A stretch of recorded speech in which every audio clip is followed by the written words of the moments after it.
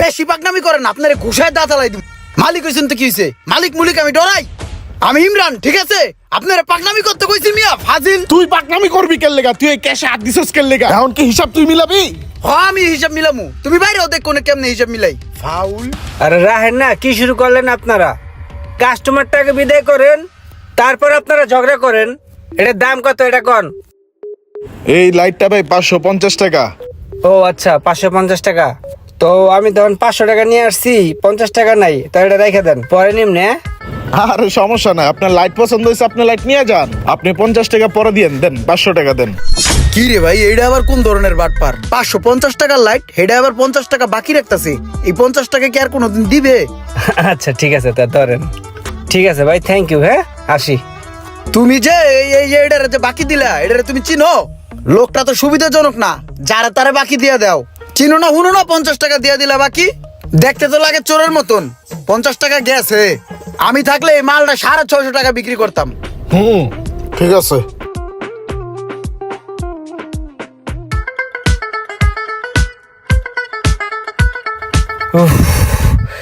কি শান্তি রে ভাই। ভাই আসছিলাম হলো, ওই যে আপনার 50টা টাকা ছিল না, ওইটা দেওয়ার জন্যই। রাস্তায় যে যাম ভাই, লোন। আরে ভাই এত কষ্ট করে এই 50 টাকা দিতে হইব? টাকাটা পরে এক সময় দিতে পারতেন না? না রে ভাই, ঋণ মুক্ত থাকা অনেক ভালো, এর জন্য ভাবলাম দিয়ে যাই। আচ্ছা যাই হোক, আজকে কষ্ট করে আইছেন, আর কিছু লাগে না লাগলে দেখেন না নিয়ে যান। আরে ভাই লাগে তো অনেক কিছুই, নতুন বাইক কিনছি বুঝেন না। ভালো সিকিউরিটির তালা আসেনি বুঝেন না, রাস্তাঘাটে যে হারে চোর বাইরে গেছে গা। থাক ভাই, আজকে টাকা নিয়ে আসি নাই, পরে এক সময় নেওয়া নেই। আপনি ভাই আমার পর ভাবতাছেন। আরে ভাই টাকা পয়সা লয়ে ই করেন, আপনি আমার ভাই মনে করেন না? আপনি আমার ভাই মনে করে নেন, পরে আইয়া দিয়ে যান। ভালো তারা আছে, দাঁড়ান দেখাইতাছি। এই লোন, এটা দেখেন, এটাও ভালো। আরেকটা আছে দেখাইতাছি। এই লোকটার যে আসলে মতলব কি কিছুই বোঝা যায় না। দোকানে আয় ঠিকই, কিন্তু টাকা লয়ে আয় না, আবার মালপত্রও লাগে। এই বেড়ায় মনে হয় নিজের অনেক চালাক মনে করতেছে। মালিকে না বুঝলে কি হইব? আমি কর্মচারী, আমি ঠিকই বুঝি। তাহলে ভাই এগুলো কত করে? এগুলা ভাই 1500 টাকা পিস। 1500 টাকা করে নে। তাহলে একটা কাজ করেন ভাই, আমার এই দুটা তালাই দিয়ে দেন, কারণ দামি হুন্ডা তো, একটা সামনে লাগাবানে একটা পিছনে লাগাবানে, সিকিউরিটি বেশি। ঠিক আছে, সমস্যা না, আপনি নিয়ে যান, পরে এসে টাকা দিয়ে যান। গেলাম, হ্যাঁ? আবার আইসেন। ঠিক আছে, আসসালামু আলাইকুম। বাটপার মানুষের লগে হাত মিলাই না। কর্মচারীটা জানি কেমন স্বভাবের। বুঝছেন কিছু? দুইটা তালা লইছে, একটা সামনে লাগাইবো, একটা পিছনে লাগাইবো। ওর কাছে প্রতিদিনই টাকা থাকে না? না, আমার কাছে তো ঠিকই টাকা থাকে। হইলো বাটপার, আপনার টাকা মাইরা দিব। বড় কোনো ধান্দা খুঁজতেছে, বুঝেন নাই? ওই তালা লয়ে ভাগছে, আর জীবন আইব এদিকে। আরে কি কইতাছ? তুমি যা ভাবতাছো তা না। বেড়া একটা নতুন হুন্ডা কিনছে, টুকটাক জিনিসপত্র লাগতেই পারে। আর টাকা কি মানুষ সবসময় সবার লগে লয়ে লয়ে ঘুরে? হ্যাঁ দিব নাই, আগ করে বয়ে থাকো। দিয়া দিব, দিয়া দিব। তোমার ব্যবসা দেবো চাঙ্গে, ব্যবসা বুঝে না, ব্যবসা করতে আইছে। ভাই এই যে আপনার আগে 3000 টাকা, হ্যাঁ রাখেন। আর থ্যাংক ইউ ভাই উপকার করার জন্য। হ্যালো,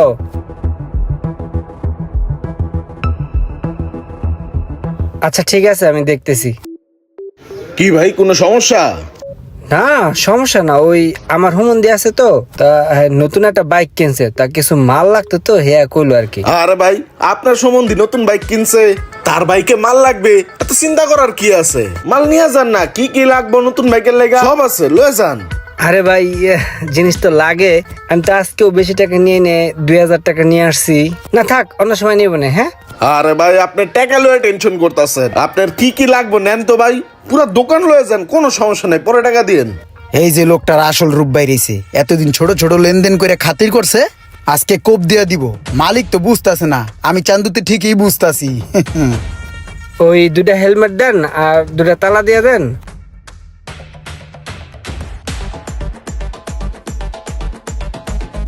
মালগুলা বাকি দেওয়াতে খুব উপকার হইলো। এই লন ভাই, তাহলে 2000 টাকা রাখেন, বাকিটা পরে দেওয়া যাবে না। হ্যাঁ, আমার নাম্বারটা রেখে দেন। কোন নাম্বারটা কোন?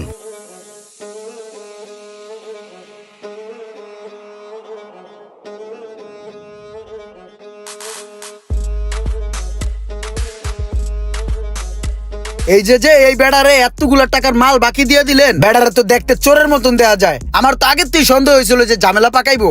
ওই বেড়ায় যে একটা নাম্বার দিয়ে গেল, ওই নাম্বারটা কি তার নাম্বার নাকি অন্য কারো নাম্বার, একটা কল দিয়ে দেন। আমার তো সন্দেহ হয়েছে আগের থেকে, আপনার দিছে বাস। আপনার ডায়ালকৃত নম্বরে এই মুহূর্তে সংযোগ প্রদান করার নাম্বার বন্ধ।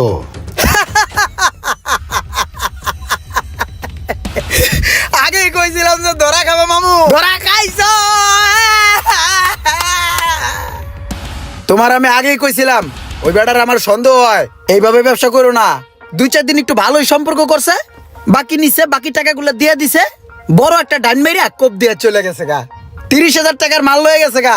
এখন বুঝো চুলকাও মিয়া, ব্যবসা করতে আইছে। হ্যাঁ, নাম্বার দিয়ে গেছে, বন্ধ বন্ধ।